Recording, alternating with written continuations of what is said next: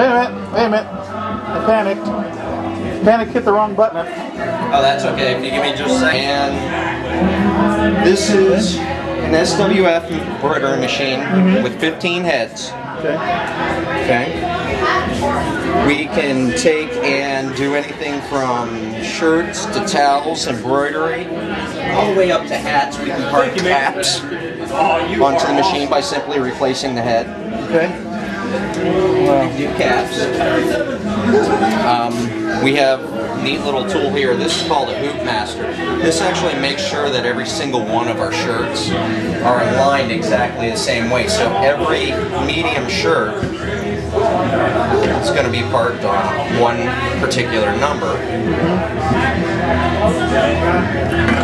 And this is called a hoop, which is why they call it a Hoop Master. And that actually pulls the garment into place. Okay. Separate it. And what we have on our screen, what we're looking at, is a digitized file. It essentially takes a logo, it breaks it down, and tells it exactly where to strike as it's sewing the embroidery. And we've gone through and we've told it, alright, I want you to take this logo, I want red, and I want blue, and we're going to do it without the white that's on my shirt. This is just going to be red and blue. We're telling it what needle and what order it's actually going to take and do it in. We'll back out. We just want to make sure that our design will actually fit within the hoop. Okay. So we're going to test this every time before we run it, and you'll see a laser comes in. Oh yeah. And it actually traces the entire design out, and as long as it's within the hoop, we're good to go. All right. So here, we're perfect. Now all we have to do with our digitized logos in there, it knows what color threads to use from our bank up here. Okay. And we're going to be using red and blue for our logo. The only thing that's left, we're going to hit start. And what it's going to do is it's finding the center now, and now it's going to take... It's finding the center of the hoop? Center of the hoop. And once it has the center of the hoop, now it's going to trace it out, and what it does is it puts a pattern underneath so that the stitches hold better. Okay? There's a dimensional look to it. Exactly. And you can actually raise them more or less. Is that right? Now, price-wise, what you want to do is you don't want to throw in a ton of stitches because you're typically charged by the number of stitches. So you try to kind of find that happy median. You want it to look full, but you don't want to crowd it with so many stitches that it just doesn't make sense economically just to buy it. Sure.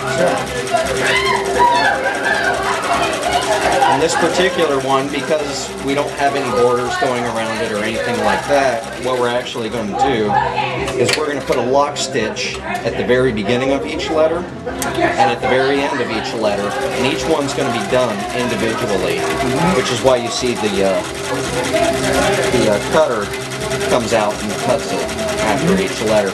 Normally what you can do, like on our Going Postal logos, because it has borders, you can actually run all of them together without the cuts until you have to change the red color.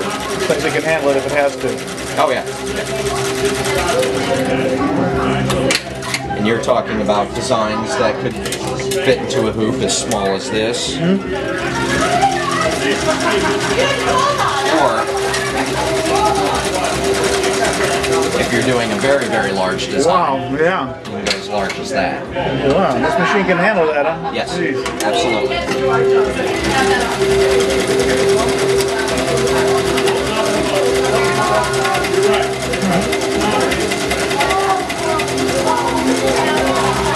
And this is kind of an example of what they've done on one of their hats. Very intricate. Yes, all embroidery. And then they wrap it around. Oh my God. So both sides of the cap are actually... That's separate hoops then, huh? Actually, this is all done on the hat attachment. Oh. I gotcha. So what it does is, instead of this one where it lays flat, when you're doing a hat, this actually rotates. Oh. Just like this. Oh my God. You want to see one? Yeah. All right. Great. I'll grab a half. It's a 30-inch vinyl plotter. They do come much larger. We can do much larger. Is that right? But we don't do them in-house. So it's 30-inch, and then as long as you need it, pretty much. And what you can do is if you have additional lines, so you can take and you can do this portion here, and you can have multiple layers of it. So you could do something as big as, you know, a 4x8 sheet of chloroplast. This is good for outside. Very good for that. It's also the same type of stuff that you would see on your windows outside of your storefront. It can also be used to apply vinyl to vehicles.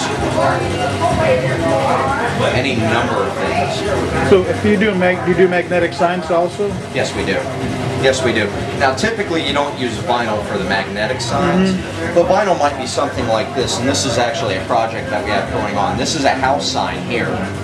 And what we've done is we've taken 1/2-inch PVC, and we have a large router table that's actually taken and it's cut everything out, including the little bevels on it. And we can take a vinyl plotter, and this one is, you're seeing the letters, but you can do the inverse where the letters would actually be white here and it would just have a blue background, which is exactly what we're doing for this sign. So this couple's name is going here, and then actually where they live, they happen to live in New York. So yeah, it looks like a house. Yeah. But for magnetic signs, is that just a different backing, same concept here? Or? Magnetic signs typically are done in full color, which is what we use this machine for. Oh, okay. Now, it does a lot of the same features as the vinyl plotter, but obviously you can do it in full color instead of just selecting a simple vinyl color. Oh, like those modern looking colors right there. Exactly. So you can go full color with that one. So what is this? This is like it's making bumper stickers or something. It is. It is, it's really? Actually, they are bumper stickers. Oh my God. They're actually cut the same that the vinyl plotter cuts.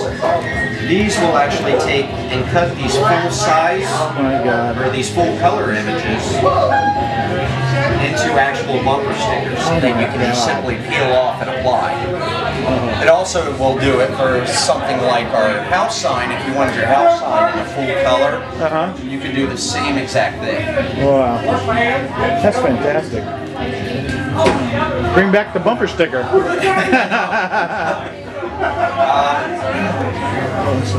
In the back here, what we have is a stamp machine.